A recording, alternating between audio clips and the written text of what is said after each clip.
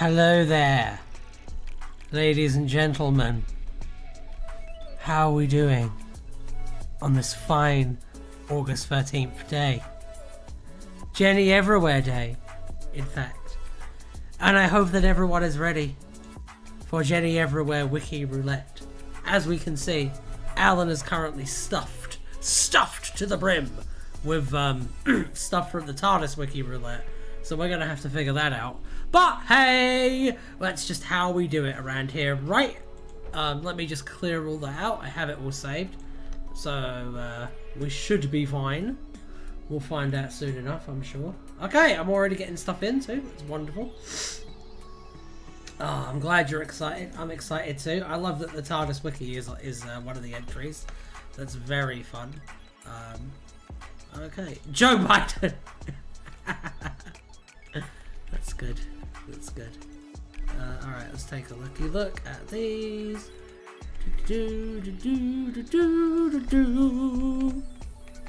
Happy Jenny Everywhere Day, everyone, by the way. Hope you're all doing very fine. Today should be a very interesting day. It's going to be fun to see how it goes down.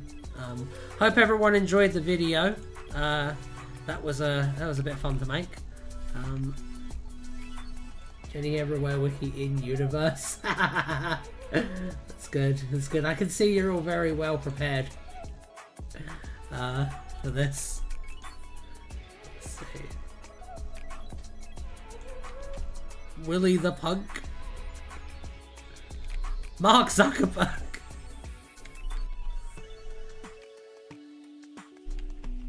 And Donald Trump. Happy Jed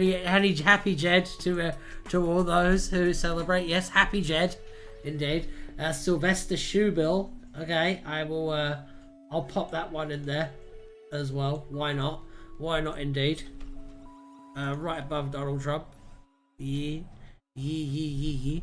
And we have what appears to be a wheel. Do we have any other entries? I will let them filter in for a minute, and then we'll just get started. So, Intelligence Task Force. The Drink Mixer. Wow, there's a lot. It's fun because I know like basically nothing about Jenny Everywhere, so I get to find out about all of this in real time. Oh my god. Oh no. Oh no. What is that, me?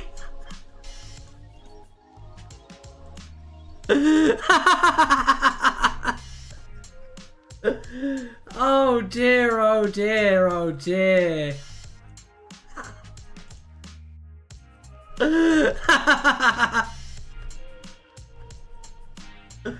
Oh dear. Oh dear. Oh dear, oh dear. Hope it lands on one of these. Mark 1 Draconic Exosuit. Okay. It's pretty good. It's pretty good. Jesus. Alright, I think we should get on with the getting, lads, because there's quite a lot on here. And we're gonna have to get through as many of these as we can today. Who knows though? Maybe we'll do a sequel to this. Oh god.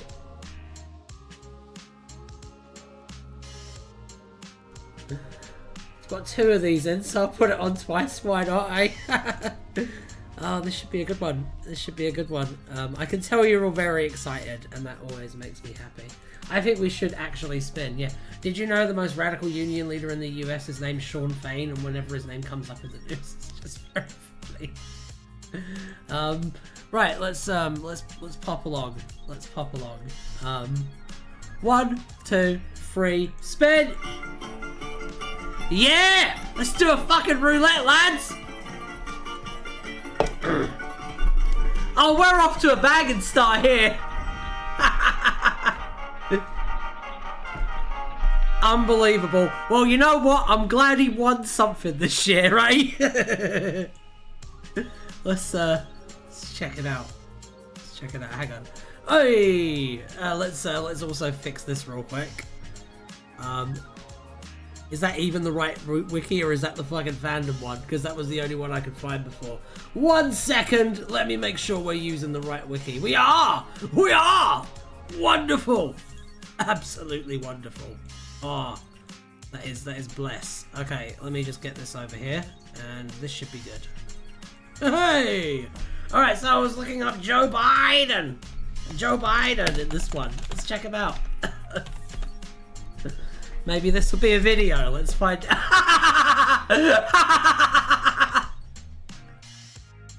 Oh, this is a good one. This is the right wiki. It's meant to look nicer, but something is a bit glitchy. Nothing important. It'll look bluer and more polished in future. Noted. Noted. However, I am very happy to be the first live streamer to cover the Jenny Everywhere wiki. It's an honor. Okay, in one universe, Joe Biden was an individual depicted on a wall in 31 Spooner Street. An image of Joe Biden was present on the wall in Jenny Everywhere's room in 31 Spooner Street when Peter Griffin entered to talk to her. It's good. It's good. I like that Peter Griffin is in this wiki as well. That's also fun. That's also fun. Okay then. That's our first entry on Wiki Roulette. And that's all the time we have on Wiki Roulette. Bye. Just kidding. Let's do another one. This is from a scrap comic I did. That's fucking sick. I love it. I love it so much.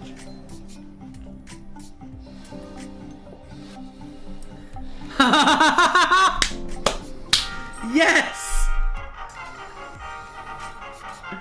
It sucks that it was 2 entries, but we can do something about that. But yes, Mark Zuckerberg.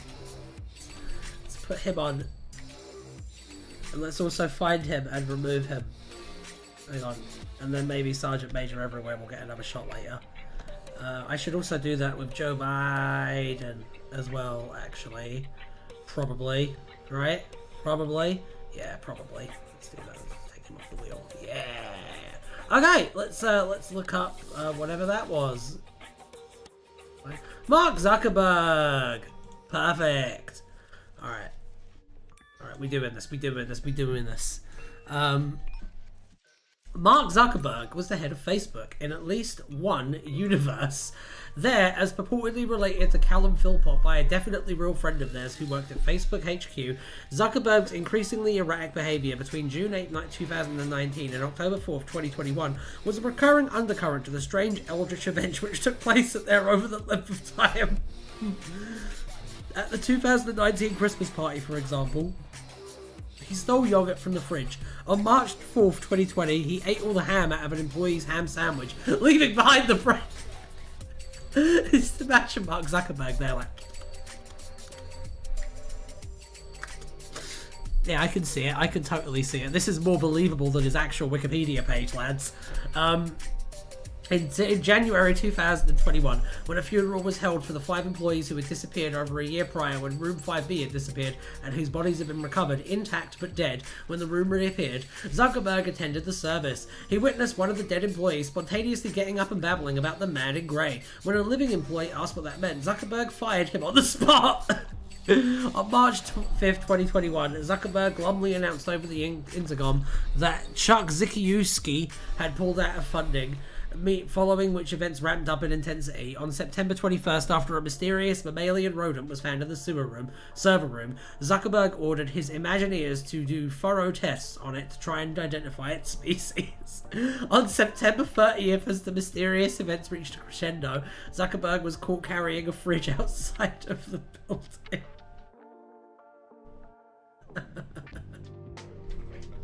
Yeah, you only miss hi Aqua. You only miss Joe Biden. It's fine. It's fine. It was good though. It was good so far. We're 2 for 2 on the banger scale. Of course, it's more believable. It's from a totally real source. Touche.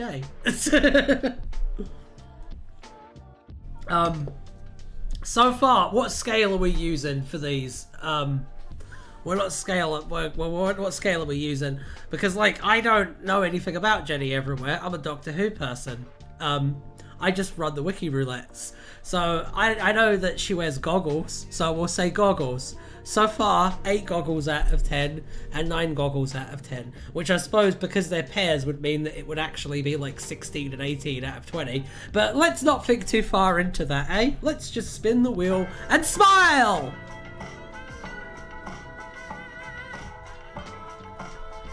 What's the saying? Tell it is... Oh! Which one's it gonna land on? Which one's it gonna land on? I love it when that happens. I love it when I don't love it when it conflates 2 results together like that, but I love it when it like lands on 2.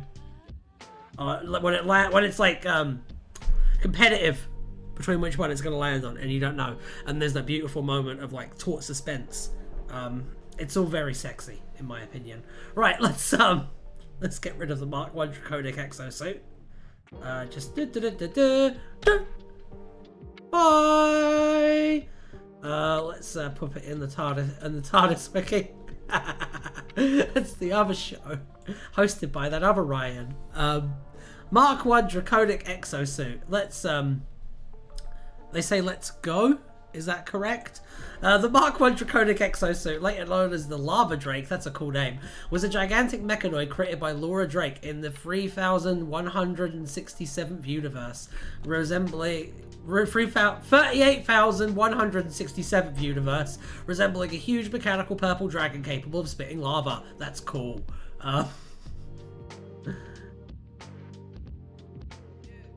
Let's see, the page is too long to type out Doctor Who and the what?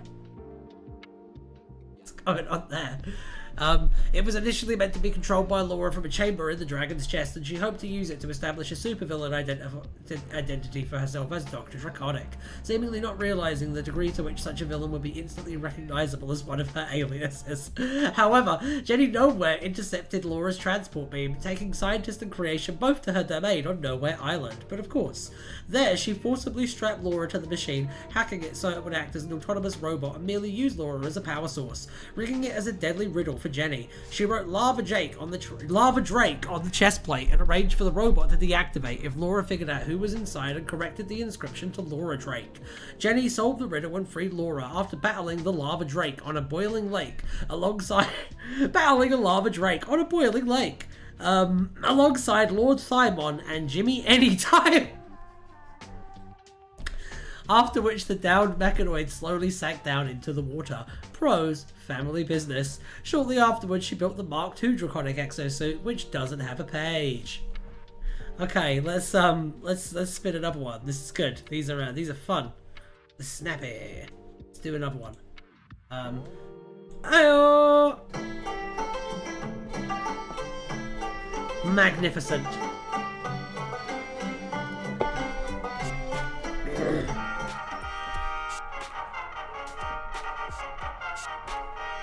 I've never heard of this guy before. Who's this? Who's this?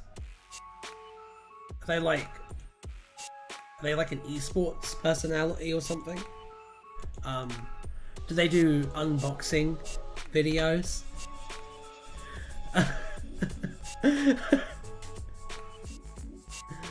Babe, Aqua wants you to put Doctor Who and on the thing, putting in that, and we'll bring it up.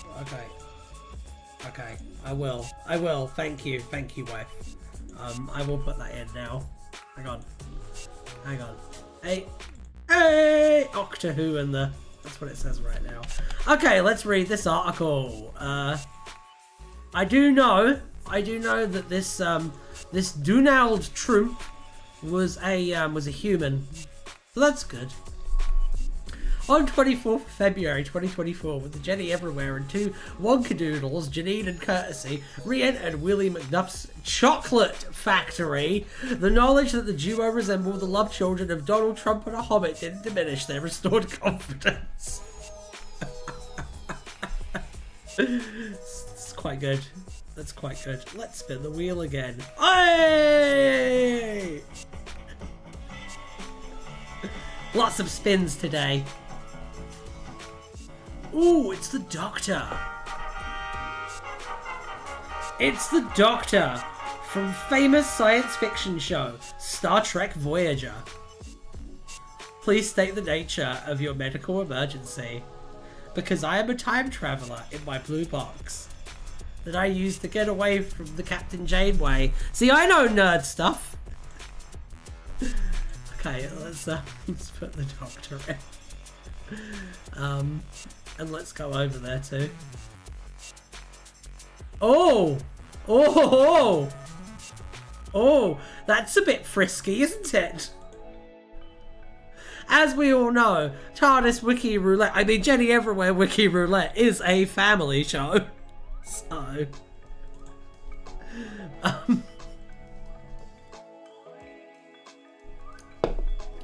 I've shown up at an apt moment. You have! Welcome to the show, by the way, Jay. The Doctor was a time traveller, best known for travelling in the TARDIS. They were also known in various contexts and incarnations as Theta, Fred, and Doctor Who. In some universes, Doctor Who was fictional, and the stories told about them were highly varied and inconsistent. They existed as a real being in several universes, and indeed could change bodies even within a single universe through a process of mental and physical regeneration that granted them a form of immortality. As a perpetual traveller who had lived in many different physical forms and often took their human companions, the Shifter viewed several versions of Doctor as the Doctor as kindred souls and vice versa. Oh wow, there's quite a lot here. This is going to be good. Oh, that's nice. Okay. Right. What kind of name is the Doctor? I know, what kind of fucking poser calls themselves the Doctor? Jesus Christ. Jenny Everywhere once noted that some people got into even more trouble than she did. For proof, she pointed to the Doctor's TARDIS, which with supreme bad luck was materialising in the middle of the very firing squad Jenny had just escaped in one universe. When one Jenny first took her boyfriend to the restaurant, one of the only patrons who did not appear to be incarnations of Jenny herself was a bushy-haired European guy playing with a yo-yo. At some point, a Jenny travelled up and down the Doctor's timelines. She first met the 4th Doctor nabbing his scarf before bumping into the 7th Doctor and Ace on an alien planet, quickly befriending the latter with the Doctor taking a picture of the two girls. The Sorcerer Know-It-All, who was noted by the man in grey to resemble the time traveller guy, himself possessed photographs of a balding man in a floral shirt talking with a man similar to the man in grey himself. The man in grey also reacted oddly to mentions of the name Fred. Pythagoras 5... What? Pythagoras 858 and another incarnation of Jenny later identified a time traveller with a bow tie as one of the potential points of origin for the Rifts crisis which threatened the multiverse, but observed that he had used some of the Rifts he created to reboot his universe so that the Rifts never existed in the first place. They later observed him accidentally reopening the Rifts, however, by attempting to kill Death. By December 2021, an individual whose name was redacted from the third universe was classified by the Cupid archives as a potential hyperclass threat, should they cease to be neutral to the crew. They were listed alongside the likes of Century Smith, the multicoloured medic, the Infinite Buccaneer, and Jenny Anywhere. After her earlier visits to the 4th and 7th Doctors, Jenny finally visited the 12th Doctor and Clara Oswald, keeping out of sight but graffitiing Ace Rules OK on the doors of the TARDIS. Reunited with Rose.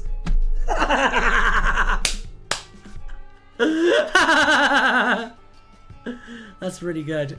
In another universe, after having been separated from Rose Tyler when she was trapped in Pete's world, the Doctor was reunited with her in a later incarnation. The 13th Doctor was a woman with bright hazel eyes who wore eclectic clothing. Jenny Everywhere collected Rose from Pete's world and shifted her directly into the control room of the TARDIS, cryptically stating by way of explanation that it would be better for everyone if Rose and the Doctor resumed their adventures forthwith.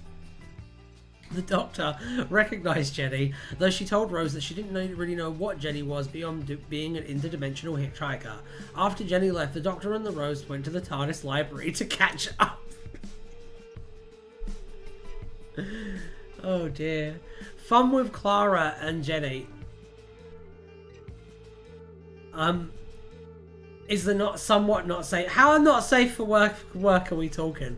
Because when I say TARDIS Wiki Roulette is a family show, that's a fucking lie, and we both know it. So, like, how bad is this? Let's find out. In one reality, the Doctor was familiar with Jenny everywhere of old, with her familiarly calling him Theta. At one point, the Doctor regenerated into a male incarnation whose costume prominently included a bow tie, and started travelling with Clara Oswald, a woman who ended up splintered throughout time so that she had a great number of alternate selves in other time periods, somewhat similar to Jenny's interdimensional incarnations. Oh yeah, content warning, apparently sex is mentioned. At this point, you know, the old in and out, apparently that is mentioned at some point. So if the concept of sex terrifies you, as it obviously does me, then yeah, just watch yourself, I guess. I would say skip to the next bit of the video, but this is literally live, so that would be rather difficult, wouldn't it? Yikes, just read it. I love holding you guys in suspense though. On one occasion, the Jenny he knew arrived in the control room of the Doctor's TARDIS, intended to speak with him about something. However, he was out at the time and she instead met Clara when the Doctor returned. She was shocked to see that once the two women realised they both had a bevy of identical counterparts. Jenny had summoned matching numbers of her other selves and Clara's into the control room, and they were all engaging in various adult activities. After the Prime Clara explained the situation to the Doctor, the Prime Jenny saucily asked if he wanted to join the fun. Who wrote that? And did they write that with their right hand? The only way they didn't write it with their right hand is if they were left-handed. Okay? Jesus. Terms of TOS terms of service. It's okay because it wasn't explicit references. They were innuendos. If I'd explicitly described what was going on there, then yeah, I would probably be in hot water. But I did not. Oh, YouTube terms of service. Yeah. Some person on Archive of our own. I don't know, man. I don't know. Every now and again, I just tweet Graham Linehan and tell him to eat shit. So I don't know. This just isn't that kind of show. A version of the Doctor existed in one universe which was home to versions of Jenny Everywhere and Peter Griffin. The first Doctor was on a spaceship with his granddaughter Susan Foreman in a situation which was similar to Among Us. An image of the 9th Doctor in a vault was hung on a wall inside 31 Spooner Street. The 15th Doctor, wearing a fez, once visited Quahog on Halloween, leaning against his TARDIS while reading TV Century 21.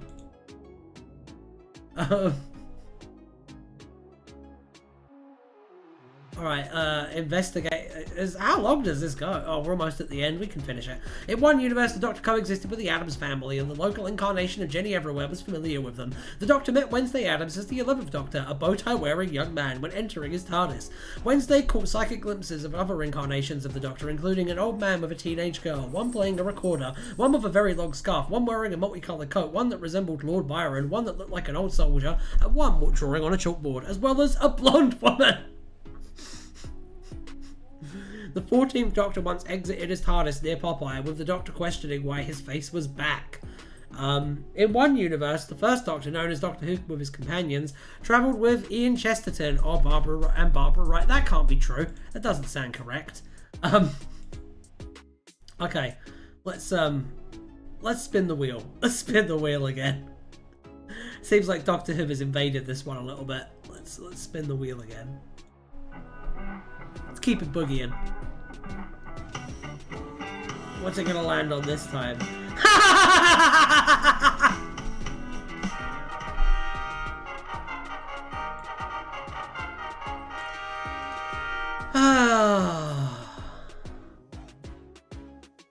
It's gonna be one of those days.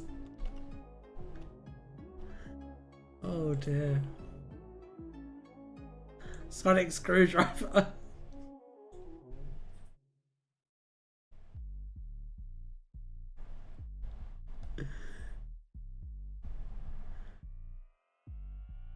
Doctor Who and the completely idiotic and definitely non-canonical attempt.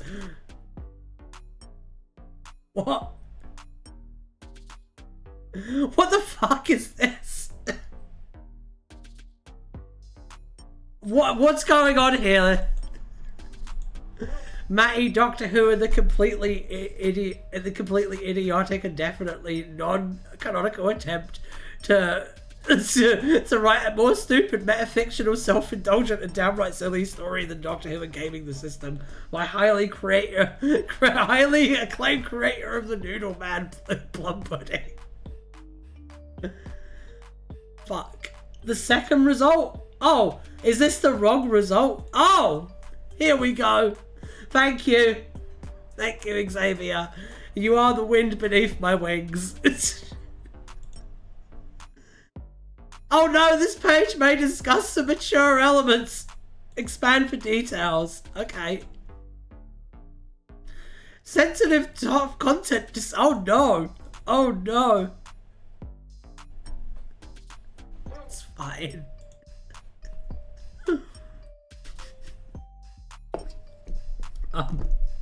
It's fine. You know, you can actually get away with a lot on YouTube. You just have to not be a fucking idiot about it. Yeah, I don't know. They're actually, I think they're pretty lenient, to be honest. Let's have a look at this. Doctor Who and the completely idiotic and definitely non-canonical attempt to write a more stupid metafictional, self-indulgent and downright silly story than Doctor Who and Gaming the System by highly acclaimed creator of the Noodle Man Plum Pudding was a short story written by Aquanafra Hodi, which was released in 2024. It was primarily a Doctor Who fanfiction featuring several elements from its expanded universe, along with featuring an incarnation of... Fucking hell. There's a lot of characters in this too. Jesus. It's a very serious story, clearly. I know, I can tell. Oh my god, but it has such a long summary though.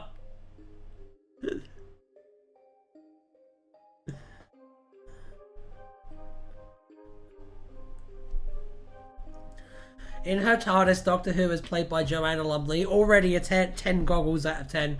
Thinks about the great cosmic war, pondering who she's fighting at this point. Suddenly she notices the Noodle Man, who briefly speaks to Doctor Who noodly before calling the 7th Doctor, as played by Sylvester McCoy, to ask him to travel along in meta time to the future. The 7th Doctor initially declines before being convinced and appearing behind the Noodle Man. Suddenly the Zarbi appear and the 7th Doctor speaks to the author about characterization. I'm gonna read this for a little bit. I'm gonna read this for a while, but like, this is very good. Before it's revealed that Chris Shway is also there, Doctor Who, as portrayed by Tom Baker, appears and questions the excessive swearing, having arrived while testing his new dress. Doctor Who, as portrayed by Lily Savage, notes that Doctor Who is here for fan service, and with Doctor Who as uncanonically portrayed by Judi Dench, responds, accusing them of stealing their story ideas. The Zarbi note that the author hasn't really heard of characterization, leading Auteur to arrive, noting that he hasn't, before the Zarbi notes that he's the wrong author, and Auteur reminds him that they can't speak. Auteur then notices Chris Shway staring them, and they immediately fall for each other and begin having sex. Auteur thanking God that this isn't canonical. Well, that's wonderful. That's wonderful. Watch YouTube, like, completely ignore what I was saying, the Clara stuff from before, and then this, because I said the S word, it's going to be like, which is funny to me, because like, they let fucking Steven Crowder on here.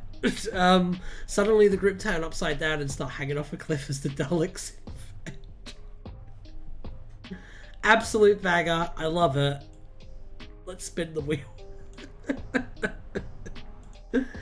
Oh dear. Oh dear.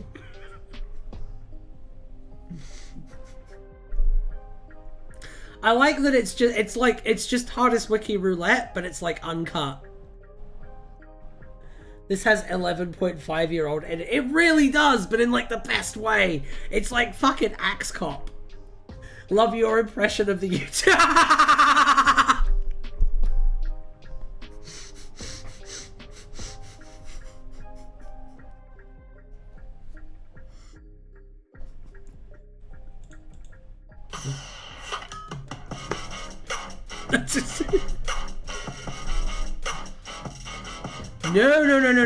No. Ice King. Okay. Ice King is Nice King. I'll let me just remove it real quick, and then also get rid of the Doctor. And also Donald Trump. Apparently, let's get rid of him real quick. Where was the Doctor? Oh, Doctor Who and the also has to go.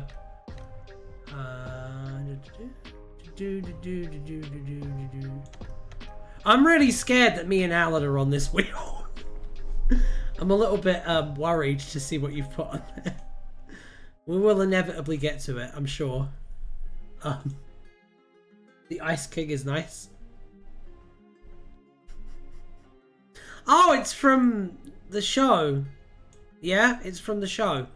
Is it Adventure Time? Is that the one? The Ice King was a crown-wearing individual who existed in one universe. Gender, male. First seen in comic Untitled. Ice King once encountered Junta, who existed that he was wearing a robe. Ice King is recurring antagonist in Adventure Time. Ice is nice, Donkey. Actually, yeah. Oh dear. This is a fun series for me because I genuinely don't know any of these pages. That must be nice.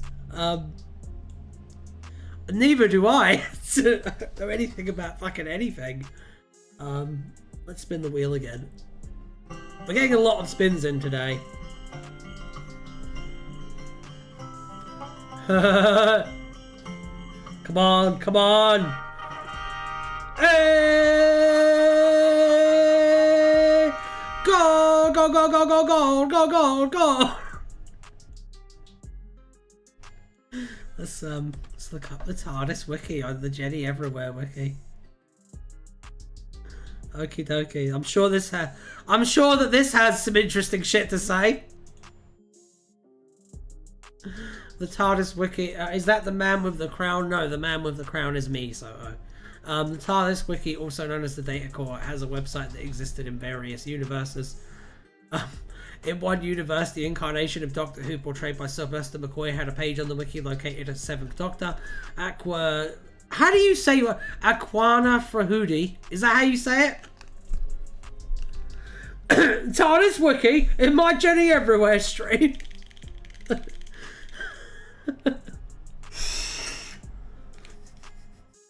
It is missing information from a story released today. That's really funny. All right, let's take a look. Let's take a looky look.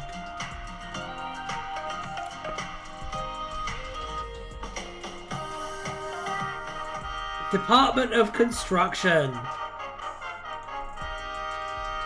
All right, let's have a look at this one then and see what wonders are gonna pop up. Fucking goddammit. For some reason, I am just coming apart at the seams today. I don't know. You guys are gonna break me. I can tell. I can just tell. Oh dear. The Department of Construction was a department of the crew of the copper-colored Cupids, headed by Foreman 964. It oversaw building work in the Cupid homeworld and had a particular obsession with building ever larger and more numerous warehouses, far in excess of the Cupid's actual need for such buildings. Foreman 964 was the prefect of the department, but only had one of several head construction Cupids. Detonator 626 was a member of the department, evidently asked with blowing stuff up as needed. Diggy 292, brother to Digger 291, shared the latter's passion for digging holes, and by late 2019 was employed by the department to dig foundations for new warehouses, a take to which he took with relish. You know what they say, if you do what you love, you'll never work a day in your life, and that is certainly true. of Digger 291 and Diggy 292. As of April 29th, 2019, Excavator 1642 was the department's newest member.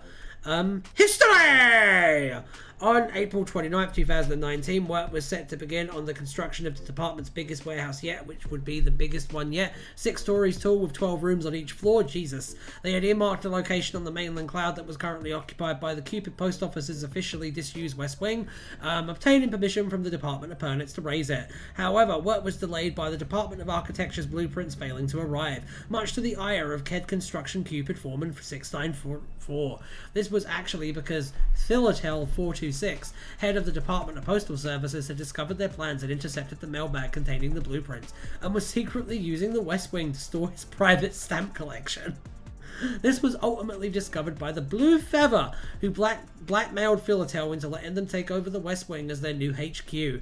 In return, the Department of Construction were offered the Blue Feather's old, much less comfortable HQ to demolish and build over, which suited them, as they found the location even better. The truce did not last long, however, with Philatel commenting negatively on a later warehouse plan, which made the headlines of issue 1020 of the Cupid Courier. This new mega warehouse was projected to contain 32 rooms, each as large as a regular warehouse. Let's spin the wheel again. I feel like reading that is like being trapped in the Stanley Parable. My god. Okay, Wheel of Names.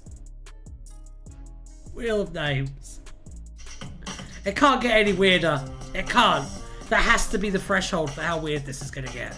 It fucking has to be.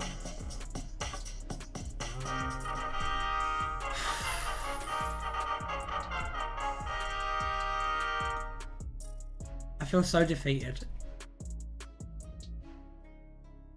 This show has beaten me. Oh no. Where is this going now? Do I need to be... It's Naza win. I do Naga win. Naja win. It gets weirder. Oh, fucking hell. Alright, well, let's go.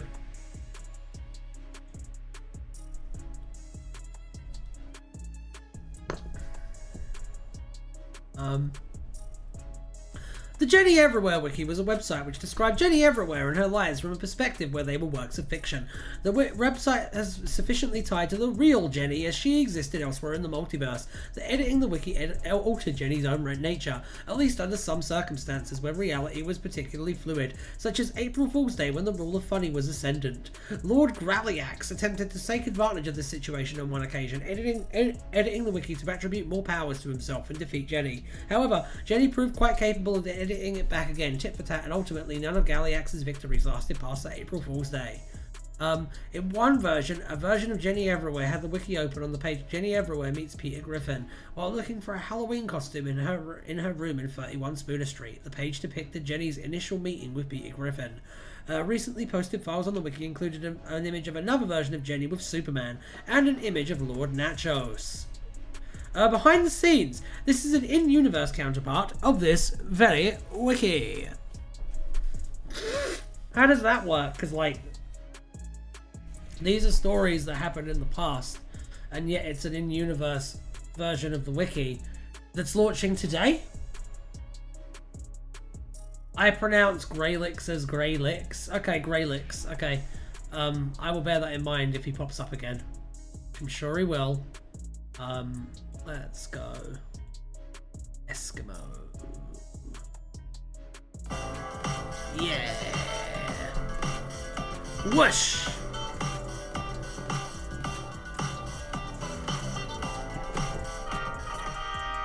Jenny Everywhere from the 1511th universe.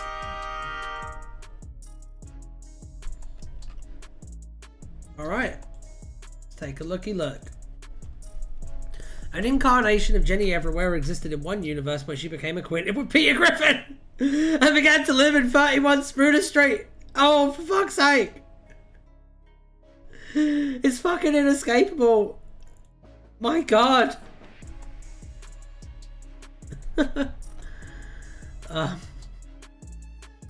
spin the wheel again, shall we?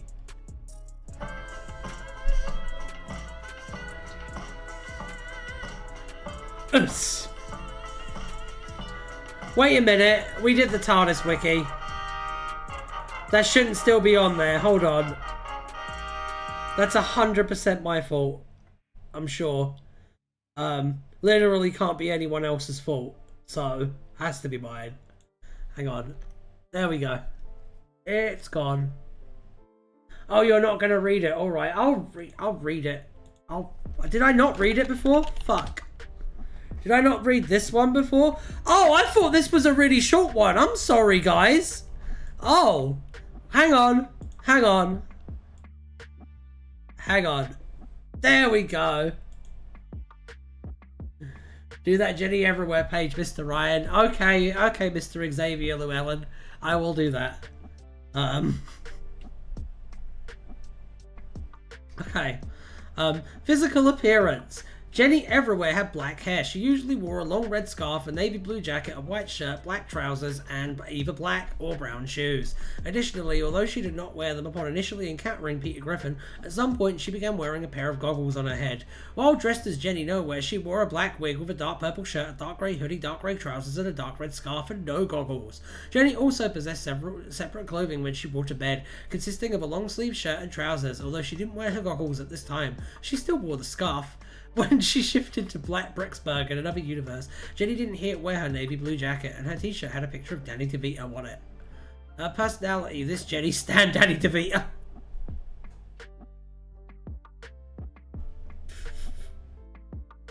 She has a fair deal of appearances. God damn it.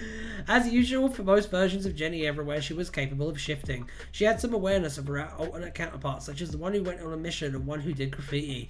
At times, she appeared to possess the ability to speak to an unseen audience, such as while promoting Gevity in a narrative also seen in a comic created by Cookie Boy 2005 in another universe. Ah yes, Jenny says drink Gevity, the thing that has never come up on TARDIS Wiki Roulette. Biography!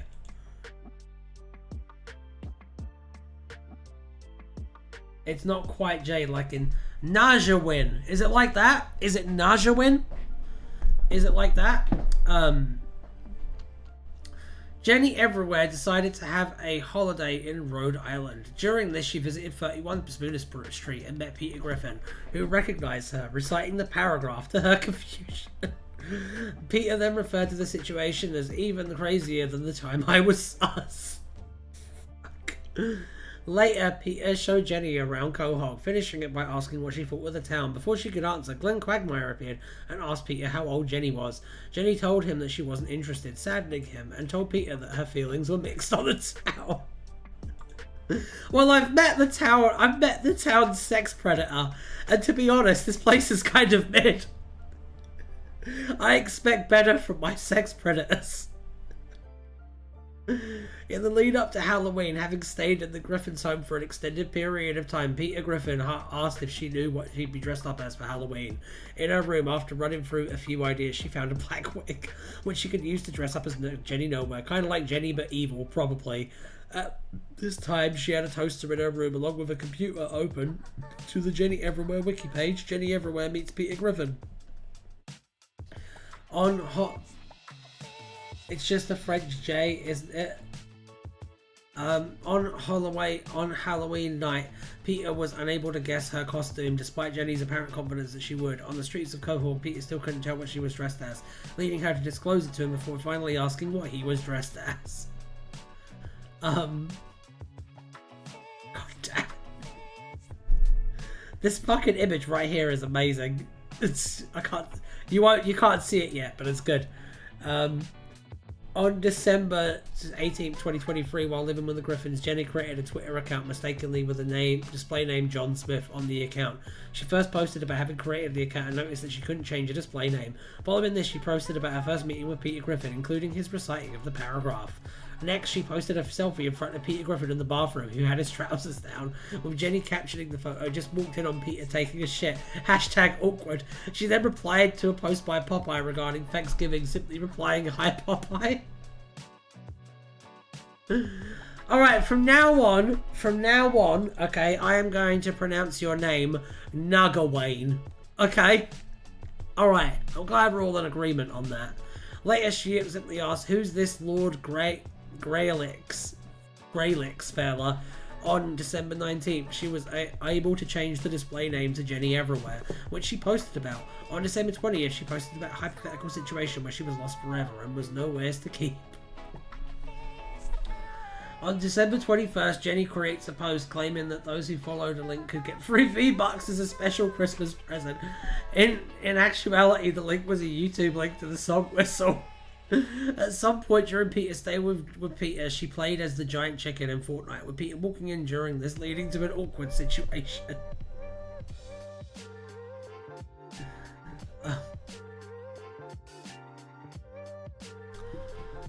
On Christmas morning, Jenny woke up with her home in the Infinite, receiving gifts from Santa Jenny, including a headband with prop bunny ears, a time traveler's almanac, and a backpack, which was bigger on the inside. After opening these presents, she shifted back to her room in 31 Spooner Street, got changed, and left the room. In the living room, she found the Griffin family, with Peter inviting her to open her present. Upon opening it, she found only a note at the bottom of the present, reading "Get Out," leading her to look up at Peter sadly. Jesus. She went back to her room and shifted into the Infinite, when Peter attempted to follow her to apologise. Peter managed to cause a cutaway gag to take him to where Jenny is right now, transporting him to the Infinite. As Jenny was considering various universes to possibly go to, such as the one where one of me went on a mission, and the one where another of me did graffiti, after noticing Peter, she was confused by how he managed to arrive in the Infinite, as only versions of himself could visit the Infinite, with Peter simply claiming to have followed her. Peter soon left, apologising for how she told him to leave, and again making use of a cutaway gag, much to Jenny's shock. Jenny later made a post on Twitter about how she paid someone to connect her device to one universe, before noting that she hadn't checked if she could access it before, leaving the possibility that Twitter was multiversal and she'd been scammed. Several bot accounts soon found this post. She then posted that her profile looked a bit empty without the Santa hat that had been in it before, as well as making a post about how bots had found her post about potentially being scammed. Alright, and now we have the Gevity bit. Wow, there's a lot. This is a long page, guys. I'll do the Gevity bit, and then we have to move this along. This character has... this version of Jenny has more of a backstory than, like, the fucking Doctor. Jesus. Jenny once declared to an unknown audience that Gevity was the greatest drink ever invented, before trying to prove her point by showing other people's opinions on the drink. First, she shifted to the universe of Peter Griffin, where she handed him the drink which he'd apparently never heard of, and despite not having paid for the drink, Peter claimed to have certainly got his money's worth. Next, Jenny shifted to another universe where a sad Jenny was in a hospital having lost a friend. Jenny handed her counterpart a can of the drink, to which she simply found alright. Although the visiting Jenny claimed that it had significantly improved the other Jenny's mood. She sung a rhyme and told the audience to drink Gevity. Those events were depicted in a comic created by Cookie Boy 2005 in the third universe, where the creator had been paid a fair sum by a sponsor to release the comic. Oh, that's quite funny. Okay, let's do another one. Let's move it right along. My goodness. Sounds better than actual Family Guy though, so I will give you that. Alright, let's see where we're going now. Intelligence Task Force or the Drink Mixer? Which one's it gonna be? Intelligence Task Force. Let's take a look. Take a look real quick at this one.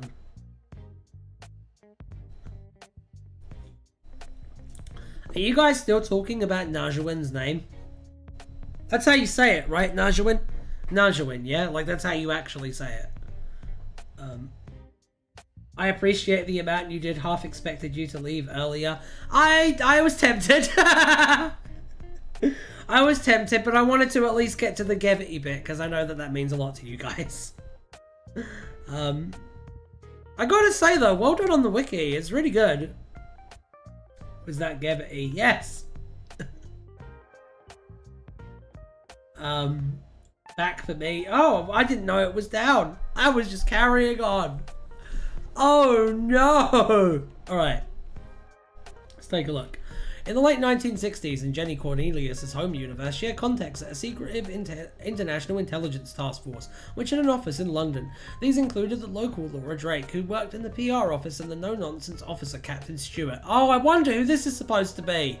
Jenny speculated that within 10 or 20 years, Stewart would rise in the ranks and be a brigadier or something.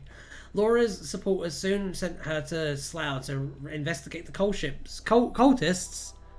Jesus. Worshipping the 10th Lord Grell, based on a notion that a young woman would be inconspicuous, which Laura found rather patronising. There she found Jenny Cornelius, who had received a tip-off from alternative means. Because Jenny didn't want Laura's bosses to know about her shifting abilities, she took care to make up a plausible cover story before she used them in Laura's vicinity, claiming to Laura that she was actually using hypnotism to make her forget the means by which she escaped her dire circumstances, rather than having genuinely teleported to safety in the blink of an eye.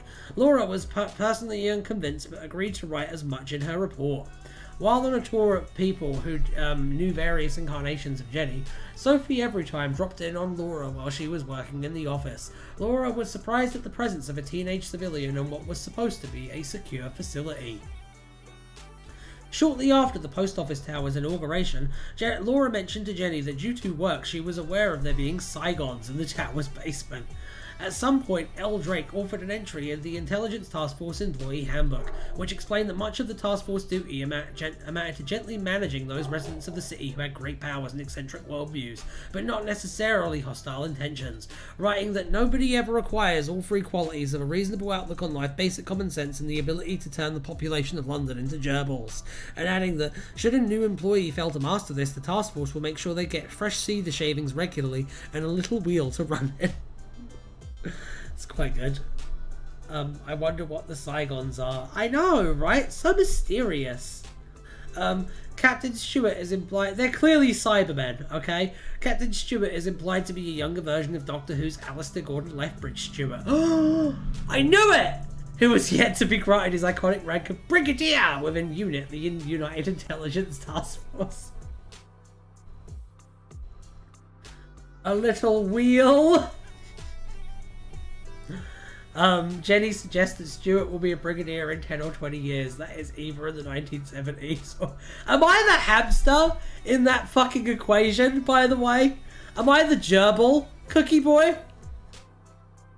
Jenny, that is either in the 1970s or 1980s, taking the setting of The Folly of Man to be the 1960s. Her uncertainty is a nod to the infamous dating controversy about the present day of the original run of Doctor Who serials featuring the Doctor working with UNIT.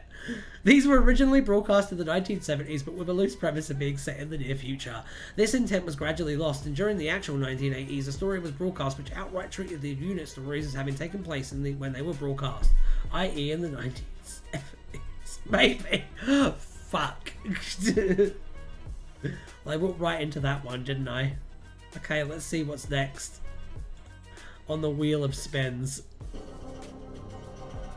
Oh my god. Toast?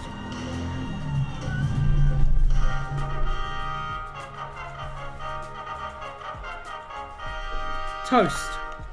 Let's look up toast.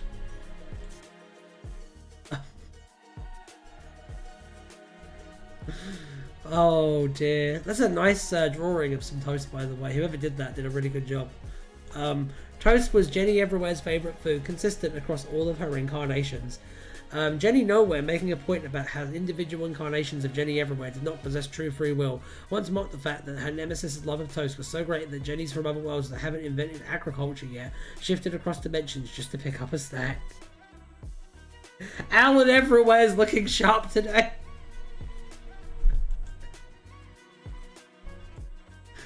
Oh dear.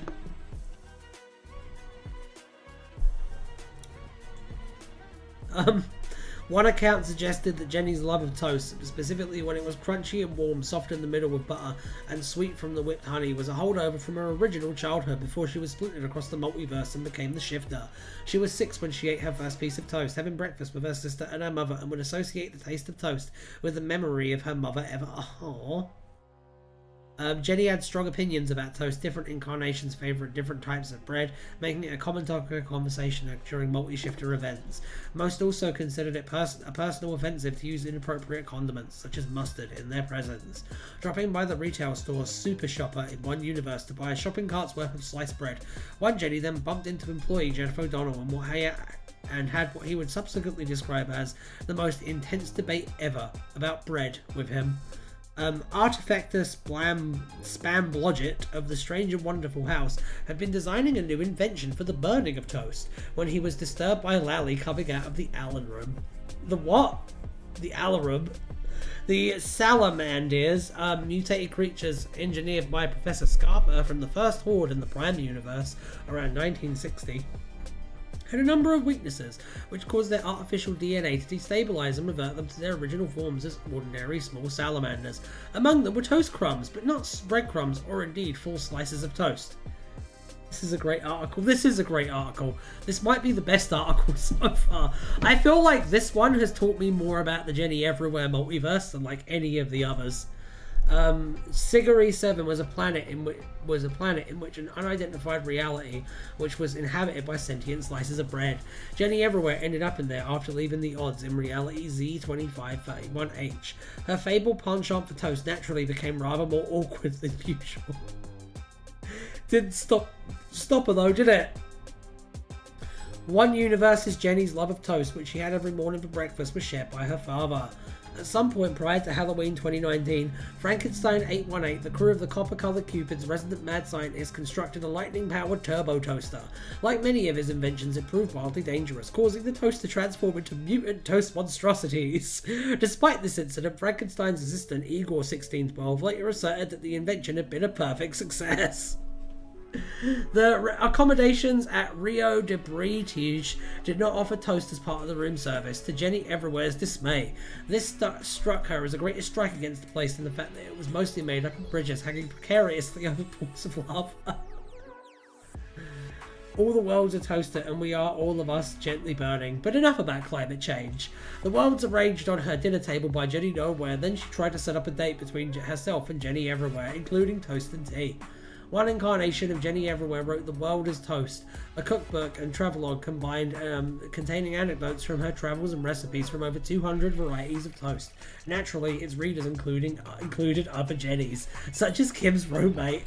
Lord Thymon made toast for breakfast on the morning following his first night with Jenny at his house, using star whale butter.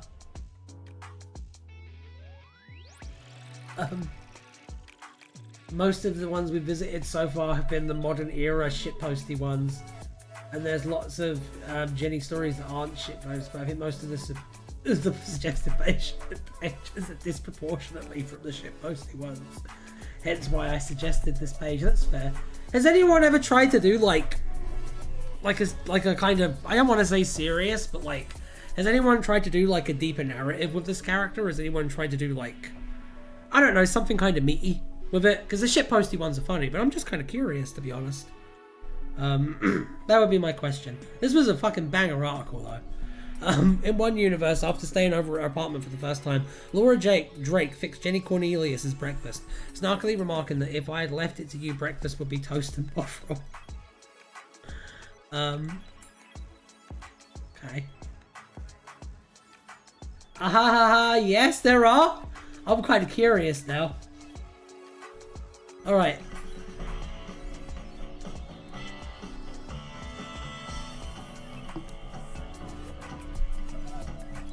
Sergeant Major Everywhere. Let's see what this is.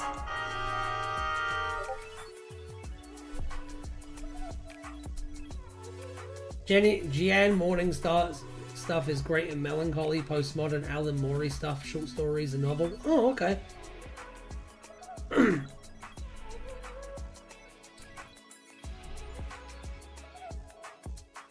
Yeah, like, because that's the kind of thing I would like to do. If I was to, like, write a Jenny Everywhere, I'd want to write about, like, what being splintered into a million different versions of yourself would do to, like, your psyche and your sense of identity and stuff. And also, like, just the pressure of like having this kind of shit basically forced on you, and like having the expectations to succeed that literal other versions of yourself who are doing better than you would like put on a person. I don't know. That's an interesting one.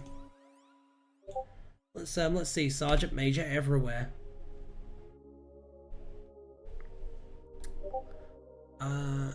Sergeant Major Everywhere was a tall, burly man, beady of eye and rubicund of visage. He had a blotchy face and strong teeth. Ooh. There we go. There we go. Biography. Sergeant Major Elsewhere served time in the army in India for 21 years, having adventures involving strange cases and doughty deeds. And he participated in wars and plagues. Yeah, by participated in wars and plagues, I'm guessing he means he started wars and plagues. Heartbroken Jenny's watching their counterpart getting buddy-buddy with Peter Griffin.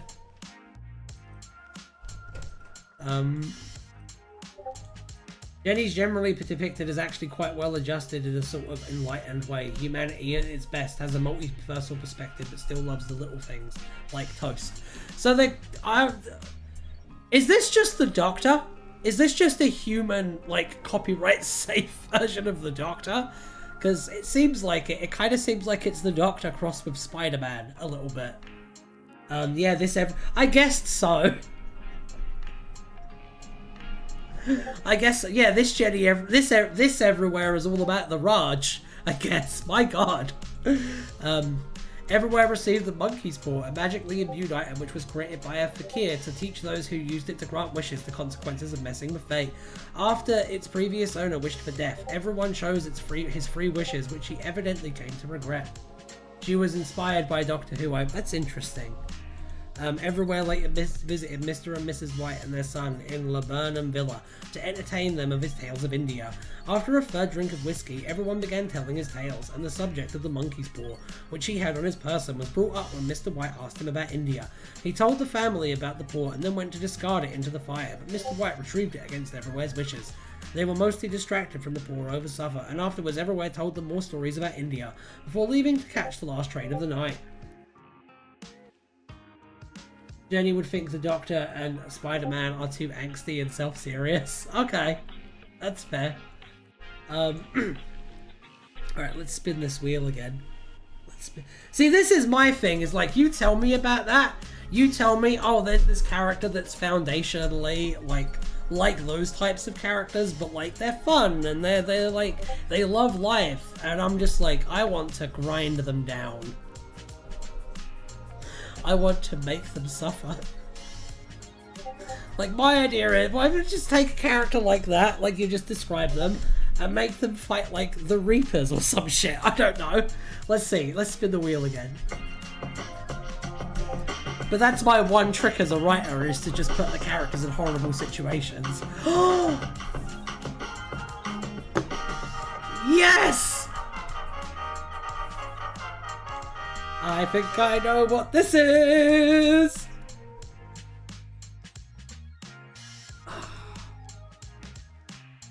Jenny nowhere has a lot of angst. Reading the behind the scenes section, important context.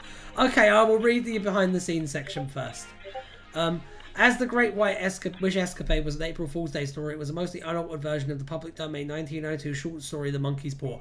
As such, Sergeant Major Everywhere was originally Sergeant Major Morris. Interestingly, this does raise the implication that Sergeant Major Everywhere in the original story is therefore a distant incarnation of Jenny Everywhere, and the later depictions of the character in other media are also connected. The theme fits the Everywhere's extraordinary escapades, given that the Great Wish Escapade is the second installment.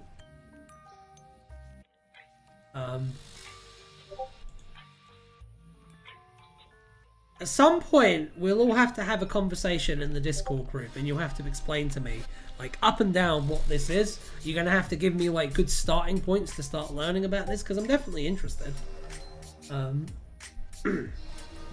I'll give this a go. It looks like fun. Alan, the non-canonical, unlicensed, and non-valid sequel. Sequel to Art Beetle Press's April Fool's anthology, The Noodle Incident. It's 2024. Too noodle, too furious, too the electric boogaloo feet the piss icons. Jenny everywhere in the People's Republic of China.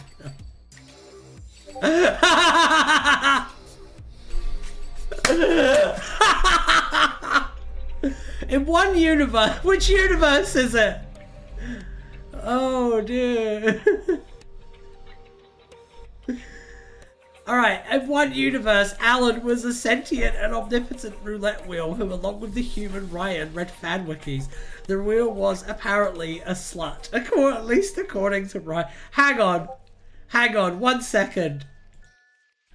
1 second, I'm sending this to my fucking friend. 1 second. 1 second.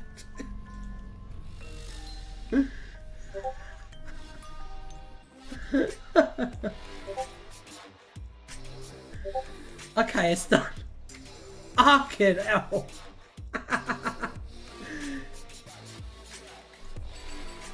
Sentient or sapient? Sapient. He's definitely sapient.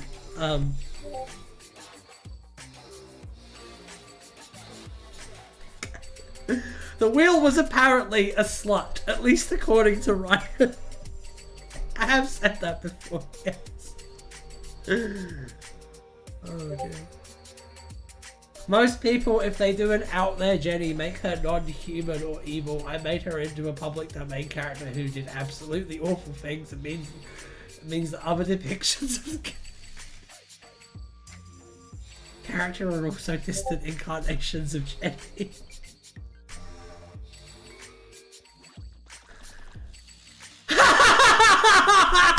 Ryan apparently referred to the wheel as a slut after it didn't land on the page he wanted. Pros the total. There's more than one of these? What the fuck? What are you doing? Or at the same time as Xavier's revenge fanfiction, the non-canonical, unlicensed, and non-valid sequel to Art Beat or Press's April Fool's anthology, The Noodle 2024, Too Noodle, Too Furious, to the Electric Boogaloo feature in the Python Jenny everywhere in the People's Republic of China. Cookie Boy 2004 was working on a comic featuring Fezzity, which he believed would surely get that guy with the wheel laughing a bit. Oh, it's a sister story. Alan was presumably killed with every other living creature on Earth after a gamma ray burst from a distant planet galaxy destroyed any life on Earth, seemingly due to the universe itself wanting to put an end to the chaos brought on by Xavier's the murder of the Noodle Man. Behind the scenes, Alan is the name of the roulette wheel in the Something Blue Audio YouTube channel, and the TARDIS Wiki roulette streams, having developed a Mythos. A Mythos! There's a Mythos now! By the way, subscribe to Something Blue Audio and give me money. There's a fucking Mythos. I'm not doing the big Mr. Beast thing. I'm not going to pretend I'll give you a car. Just give me money. Alan is the name of the roulette. I need to look. I need to look at this. Oh my god! Yes! What a beautiful YouTube channel this is. I need to see my fucking article now. I need to see what you fucking said about me.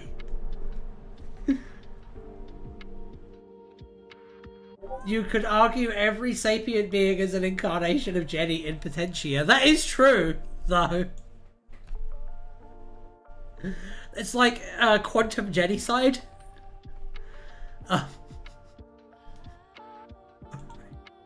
In one universe, Ryan and the sentient and omnipotent roulette wheel named Alan read fan wiki. AKA that guy with the wheel. Fuck! Oh dear, oh dear. When writing a revenge fan fiction about Archbeetle Press's lack of consideration of Xavier Llewellyn as a writer for their Noodle Incident anthology, Ryan considered asserting a joke about Ryan and Alan but decided against it. Like a coward! Ryan apparently referred to the wheel as a slut after it didn't land on the page he wanted. True! At the same time as Xavier's revenge fan fiction, Cookie Boy 2005 was working on a comic featuring Fezzi. We read this bit. This is all the same. I like that I died. It's my favourite part of this. Oh. Fuck.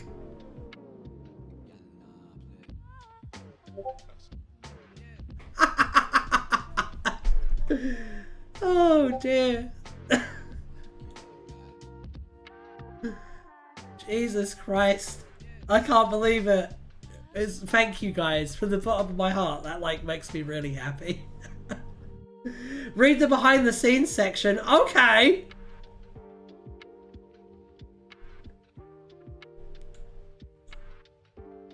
Please, it's good. I'm reading it now. I like the fact that I'm part of the Doctor Who thing. That's fucking hilarious. I like that I died needs to be incorporated into a story. For real, I tell you what, it's funny because in the like fan audio world, I have a reputation as the die guy. If you want someone to do like a good death scene, then like that's I'm the guy to get. One of the weird facts you can try and put in. I had a career as a musician and I've been on a mixtape. I've shared a mixtape. I've been on a mixtape with like Kendrick Lamar and shit. And that's another weird random fact about me. Alright.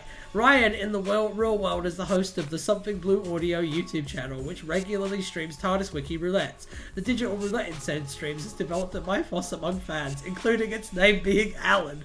True! On Jenny Everywhere Day 2024, Ryan released a YouTube video about Jenny Everywhere and did a Wiki Roulette livestream of this very wiki. Oh dear. It's wonderful, guys. Absolutely wonderful. Oh, I'm part of an eternal tapestry. Shouldn't have underestimated you. Everyone underestimates me. You don't know how many talents I have.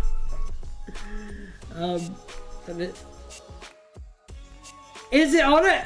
Oh my god! You guys are incorporating it already? My goodness. Okay, let's spin the wheel again. Let's see where we end up next. That was crazy though. That was crazy. Alright lads, we got 15 more minutes. Let's make him count. It's landed on Alan again.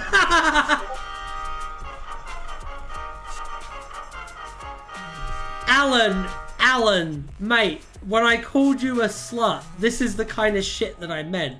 Okay? Oh.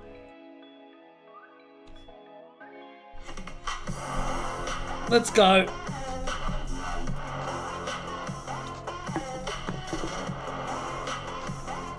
I think we're running out of entries, boys.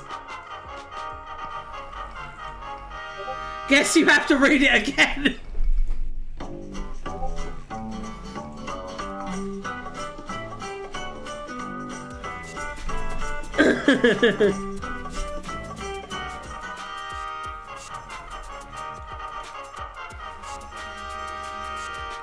I love it so much, guys. I don't know. Regardless, I gotta go. Bye.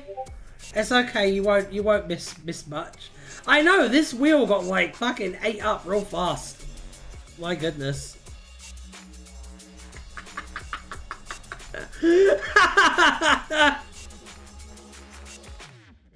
Hang on. That image is fucking perfect. I love that. Bye, Najawin. The jolliest Alan. It's a very jolly show today. In one universe, Willie the Punk was friends with Jenny Everywhere. He was a knife-wielding rat punk.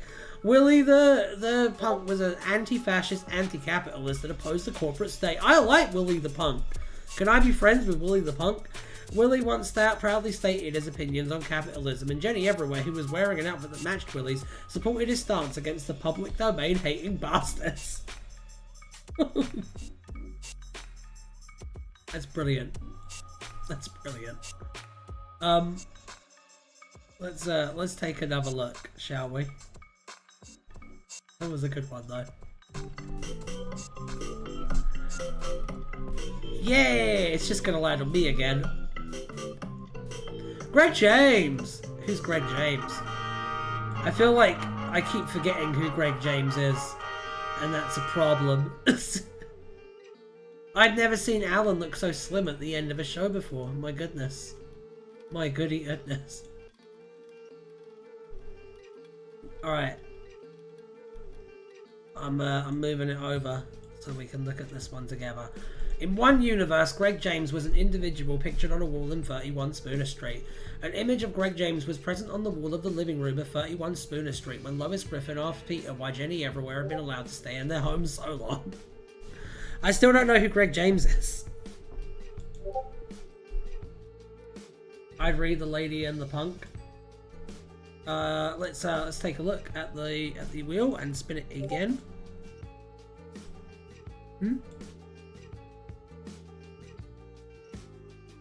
I am putting those on the wheel real quick. Just give me 1 second. Just give me 1 second. There we go. And bam. And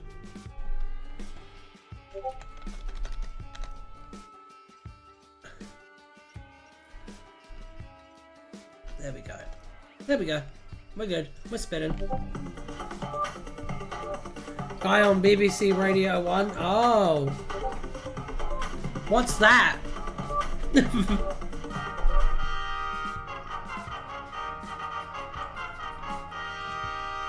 Isn't this like her arch nemesis or some shit? Because like that's a good thing to like cat this off on. Let's check it out. Whoa. You look angry. Okay. Jenny Nowhere, sometimes dubbed the Anti-Shifter or the Nemesis, was Jenny Everywhere's antithesis and one of her most persistent foes throughout the multiverse. Though not as ubiquitous as Everywhere, Nowhere existed in a wide variety of universes and shared Jenny's ability to shift in body or in mind from one to the next. Although, unlike her benevolent counterparts, all of Jenny Nowhere's selves tended to have distinct styles and personalities, with no particular unifying trait aside from her evil. The two Jennies are often considered each other's sisters, and were literal siblings in some incarnations. However, some other incarnations of Nowhere were corrupted incarnations of Everywhere, or unrelated to her by blood, to the point where some versions of Nowhere had a romantic interest in Everywhere.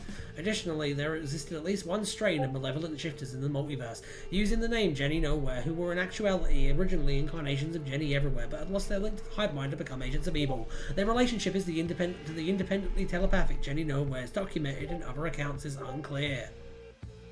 Who is talking on Discord so much? My god. And my god, this is a long article. Jesus Christ. I can't cover all of this right now.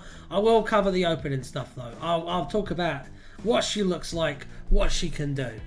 Jenny Nowhere's physical appearance was more variable than Jenny Everywhere's. There were two main trends. Some versions of Nowhere were taller than Jenny Everywhere and have very conventionally attractive, almost statuesque, that tended to have blonde hair.